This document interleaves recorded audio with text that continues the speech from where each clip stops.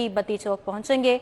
Police की भारी नफरी बत्ती चौक तैनात है, जबकि कंटेनर्स भी लगाकर रास्ते बंद कर दिए गए हैं।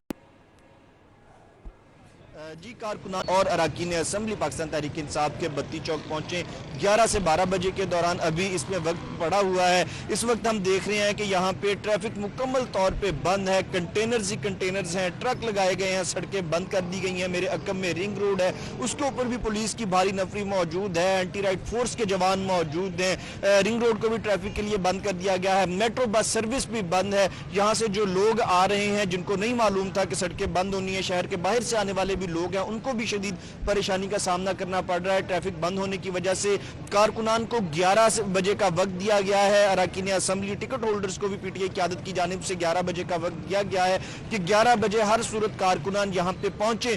लेकिन अभी तक पार्टी की जानिब से ये हतमी फैसला नहीं किया जा सका कि इस्लामाबाद कारकुनान रवाना होंगे या लाहौर के अंदर ही एहतजाज किया जाएगा। जरा ये कहते हैं कि अगर कारकुनान की बड़ी तादाद निकलती है एहतजाज के लिए, तो फिर पाकिस्तान तहरीक इंसाफ की क़यादत यहाँ से रुकावटें हटाने की कोशिश करेगी, इस्लामाबाद रवाना होने की कोशिश करेगी। लेकिन अगर बड़ी तादाद में कारकुनान नहीं निकलते तो फिर लाहौर के अंदर ही एहतजाज जो है महदूद कर दिया जाएगा और लाहौर शहर में यह एहतजाज किया जाएगा। इस वक्त हम देख रहे हैं कि अफसरान भी पुलिस के बत्ती चौक पे मौजूद हैं, एंटी राइट फोर्स के जवान मौजूद हैं, डंडा बरदार फोर्स के जवान यहाँ पे मौजूद हैं, इंटेलिजेंस इदारों के एहलकार यहाँ पे मौजूद